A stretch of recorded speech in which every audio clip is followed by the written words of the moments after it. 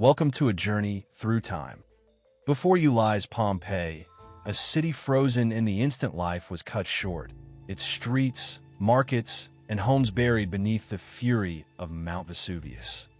Among stone roads and vivid mosaics, the echoes of its people remain, their hopes, fears, and joys. In this film, we will explore its vibrant past, uncover the events of that fateful day in August 79 AD, and see how tragedy preserved one of the greatest treasures of the ancient world. This is not just the story of destruction. It is the story of life sealed in stone.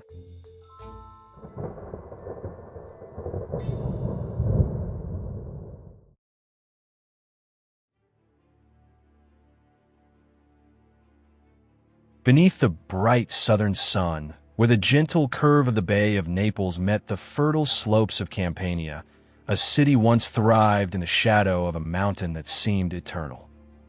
Pompeii lay sprawled on a gentle rise, its streets alive with the sound of voices and the ring of iron on stone, the scent of fresh bread drifting from the bakeries, mingling with the tang of the sea breeze. To its people, Mount Vesuvius was not a menace, but a protector, a green-clad giant whose vineyards produced wines celebrated across the Roman Empire. Its slopes were a patchwork of olive groves and orchards, and the land it guarded was among the richest in all of Italy. The mountain had slept for generations, and no living soul had seen it do otherwise. The city's origins stretched far into the past, long before Rome's legions brought it into their embrace. First a settlement of the Oscans, then under the Samnites, and later absorbed into the Roman world, Pompeii had grown into a place of wealth and sophistication by the 1st century of our era. Its position, 23 kilometers southeast of Naples, placed it in the beating heart of the Bay of Naples trade network. Ships came and went from its harbor, unloading amphorae of wine, oil, and fish sauce, and departing with goods crafted by Pompeii's artisans, fine pottery, glassware, and textiles destined for markets across the Mediterranean. Walking through its streets in those final peaceful days of the summer of 79 AD, one might pass through the bustling forum where merchants haggled over prices beneath the colonnades and magistrates in white togas conferred in the shade of the basilica. The air was alive with the chatter of business and the rhythm of daily life. From the forum, broad basalt-paved streets radiated out, flanked by houses whose walls still bore the bright colors of their frescoes. Narrow alleys twisted between them, leading to small workshops where blacksmiths shaped iron into tools and armor, and fullers treated cloth in vats of pungent chemicals. Pompeii was a marvel not only of beauty, but of technology. Fresh water, drawn from the distant hills, flowed into the city through aqueducts, feeding fountains in every neighborhood. Some homes, particularly those of the wealthy, had their own lead pipe connections, with taps that could be opened to fill bronze basins or marble sinks. The public baths, grand, echoing halls of steam and marble, were heated by an ingenious hypocaust system, where furnaces below the floors sent hot air through hidden flues, warming both the rooms and the pools. Even the streets were engineered with care. Stepping stones allowed pedestrians to cross during rains without soaking their sandals, while raised curbs and drainage channels kept the thoroughfares clean. In the evenings, as the shadows lengthened, the glow of oil lamps would bloom in windows and doorways. Taverns opened their doors to customers seeking wine, stew, and company. In the amphitheater, vast enough to hold twice the city's population, crowds gathered for spectacles of blood and courage, cheering their favorite gladiators with the same fervor that future generations would reserve for athletes. Yet beneath this veneer of stability, the land was restless. 17 years before the catastrophe, in 62 AD, a great earthquake had shaken Pompeii to its foundations. Walls cracked, statues fell, and some temples collapsed entirely. The philosopher Seneca wrote of it with wonder, describing the destruction and the terror it inspired. Repairs began almost at once, and by the time the year 79 came, scaffolding still clung to some buildings like skeletons of unfinished dreams. But the people, accustomed to occasional tremors, thought little of it. The earth had shaken, yes, but the city still stood, and that to them was all that mattered. The summer of 79 was hot, perhaps hotter than usual. The air shimmered over the paving stones, and the scents of ripening grapes and figs drifted down from the slopes of Vesuvius. Farmers looked forward to a bountiful harvest. Merchants counted their profits, and the city pulsed with the same vitality it had known for decades. But deep within Vesuvius, a silent transformation was underway. Magma was rising, gases were building, and the ancient mountain's long sleep was ending. Soon, in a single day, the rhythm of Pompeii's life would be shattered, and all its noise and color would be buried beneath a rain of ash and stone.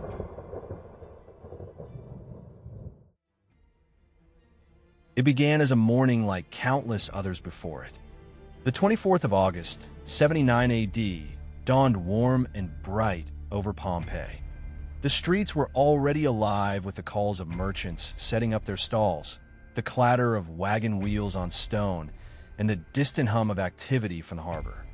Bakers pulled fresh loaves from their ovens, the aroma of warm bread mingling with the sharper scents of olives, cheese, and salted fish. Children darted between the legs of shoppers, laughing as they chased one another through narrow alleys. In the villas of the wealthy, slaves swept the floors and prepared the day's meals while their masters discussed business or leisure plans. In the forum, traders unrolled their goods beneath the colonnades, and the sun glinted on the bronze statues of emperors and gods that stood in silent watch over the marketplace. Above it all, Vesuvius loomed, tranquil, green, and deceptively serene. No one suspected that far beneath its slopes, molten rock and superheated gases were straining against the Earth's crust, seeking escape. It was sometime around midday when the first sign appeared, not a tremor, not a rumble, but a sudden, deafening crack from deep within the mountain, followed by a sound like the tearing of the sky itself. From its summit, a column of black and gray began to rise, boiling upward with terrifying speed. At first, those who noticed it may have paused in curiosity, shading their eyes against the glare of the sun. It was an odd sight, certainly, but no cause for panic, or so they thought. But the column grew taller and wider, darkening the clear blue heavens. Soon, ash began to drift down like strange, dirty snow, coating hair, clothes, and rooftops. The historian Pliny the Younger, who watched from across the bay in Misenum, later described the column as a pine tree, a great trunk rising high into the sky, crowned by spreading branches of ash and pumice. This was no ordinary eruption. It was the beginning of a cataclysm. The mountain was unleashing its fury in what volcanologists today call a Plinian eruption, hurling debris more than 20 kilometers into the air. At first, the falling ash was fine, a soft dusting that covered streets and squares. People went about their business, brushing it from their shoulders, perhaps muttering at the inconvenience. But within the hour, the rain of debris thickened, turning to a steady fall of gray powder and small stones. Roof tiles began to rattle under the impact of pumice. The air grew hazy, and the sun's bright warmth dimmed to a strange, unnatural twilight. Some residents understood the danger early. They gathered their families, packed what valuables they could carry, and headed toward the gates, seeking the safety of the countryside or the shoreline. Others lingered, reluctant to abandon their homes, convinced that the disturbance would pass as quickly as it had come. In the taverns, some patrons stayed drinking, joking about the snow in August, while others looked nervously to the mountain, their unease growing with each passing minute. By afternoon, the streets were choked with people. Carts creaked under hastily piled belongings, bedding, amphorae of wine, bags of grain, while children cried and animals brayed in confusion. Overhead, the column of ash now blotted out much of the sky, and the air was thick with the acrid smell of sulfur. Breathing became difficult. Every cough drew more dust into the lungs, and eyes stung from the ash. As the hours passed, the weight of falling pumice began to collapse roofs. Houses that had stood for generations crumbled under the relentless rain of stone. Those who had taken shelter indoors now found themselves in darkness, the air inside choked with ash. Panic spread, and the orderly exodus from the city dissolved into chaos. Night fell early that day, though it was no true night. The darkness was absolute, broken only by the flicker of oil lamps and the glow of fires where buildings had caught alight.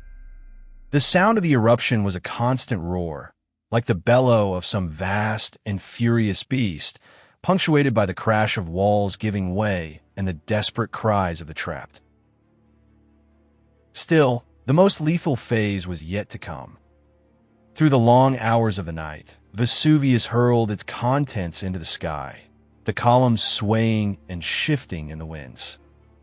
Then, as dawn approached, the first pyroclastic surges began to race down the mountain, clouds of searing gas and pulverized rock, moving faster than any human could run. They struck Herculaneum first, killing in an instant all who remained. Soon, more surges followed, each hotter and more forceful than the last, sweeping into the outskirts of Pompeii. Those caught in their path had no chance. By the time the final surge rolled through, the city had already been buried beneath several meters of ash and pumice. Where once there had been laughter, trade, and the clatter of life, there was now only silence, a silence that would last for nearly 17 centuries.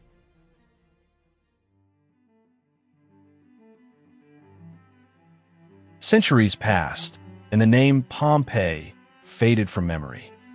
The lands that once cradled its streets and villas became quiet fields, their soil rich from the very ash that had destroyed the city. Farmers tilled the ground where entire neighborhoods lay buried, unaware that each turn of the plow brushed against the roofs of ancient houses, the stones of forgotten roads, the silent remains of those who had once walked them. Vesuvius itself remained, looming in the distance, its slopes green again, as though the violence of that day had been nothing but a fleeting nightmare. In the Middle Ages, travelers spoke of ruins buried somewhere beneath the earth, of marble and statues found when deep wells were dug. But these were little more than whispers, curiosities for scholars and the curious. The precise location of the city was unknown. It was not until the 16th century that the first real clues emerged.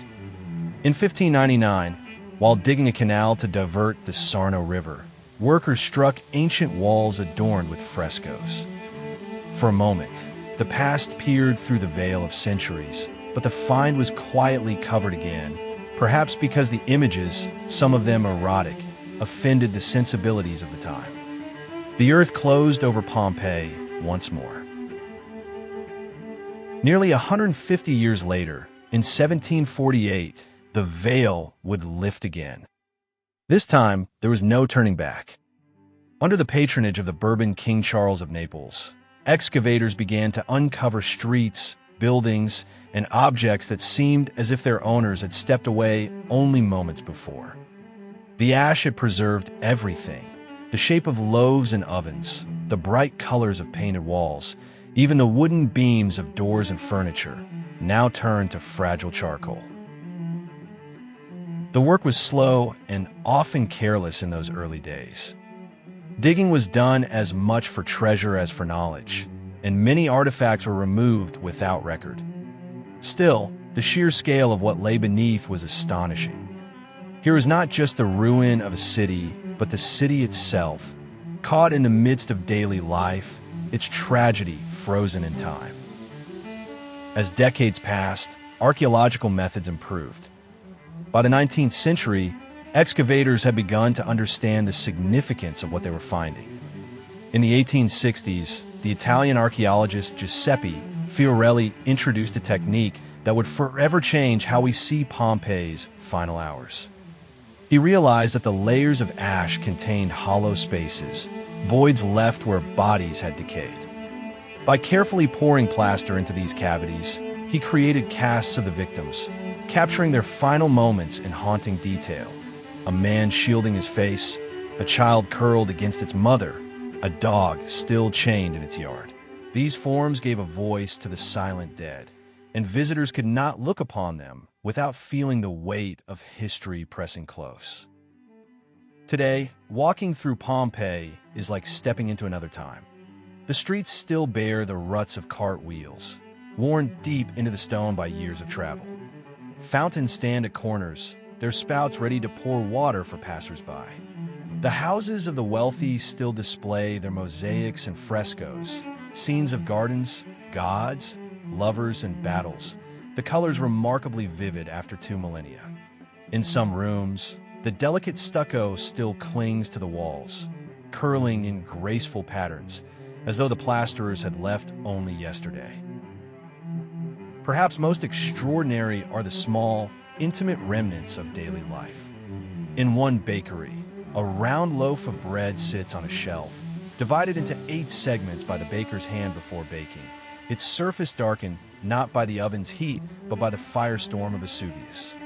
In kitchens, amphorae stand where they were last placed, some still containing the carbonized remains of olives or grain. Graffiti on the walls records political slogans, declarations of love, and the crude humor of ordinary people. Each detail is a whisper from the past, a reminder that Pompeii was not merely a ruin but a home, alive with the full range of human hopes and follies. And so, the city endures, not in the way its builders intended, but in a far stranger, more enduring form. It is a place where time stopped, where every stone, every fresco, every cast of a human form speaks across the centuries. In Pompeii, we do not simply learn about the ancient world. We stand within it, surrounded by its streets, breathing the air of its final day, feeling the pulse of lives that ended, yet somehow never truly vanished.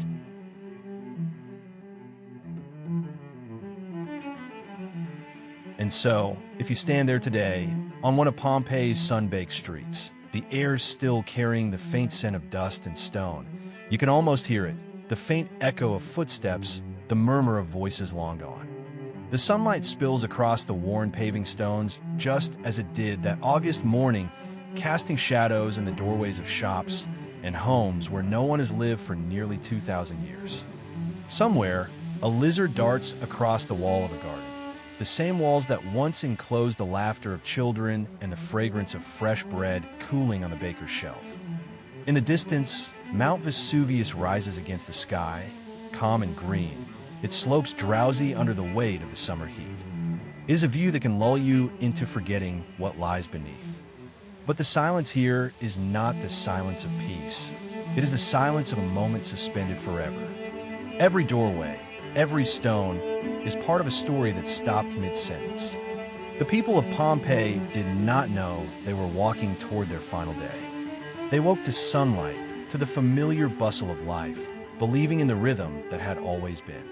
And in that, perhaps, lies the deepest thread that binds us to them, the simple, universal illusion that tomorrow will be much the same as today. Pompeii is a monument not just to the power of nature, but to the fragility of human certainty. It reminds us that beneath the surface of our ordinary days, forces beyond imagining can stir, silent and unseen, until the moment they rise and change everything. And yet, in this city's strange preservation, there is also a gift, a chance to look directly into the eyes of a world long vanished. To walk its streets, to see its art, to hold in our gaze the bread, the tools, the words scratched on its walls, and to know that those who lived here were, in their hopes and fears, so very much like us. The wind shifts, carrying the warmth of the bay and the distant hum of modern life, and for a heartbeat, it is easy to believe that the city still breathes. Then the quiet settles again, and you are left with the weight of 2,000 years pressing close, whispering that nothing is truly gone as long as it is remembered. Pompeii sleeps still, but in the minds of all who walk its streets, it lives. And perhaps that is the only immortality any city can ever hope for.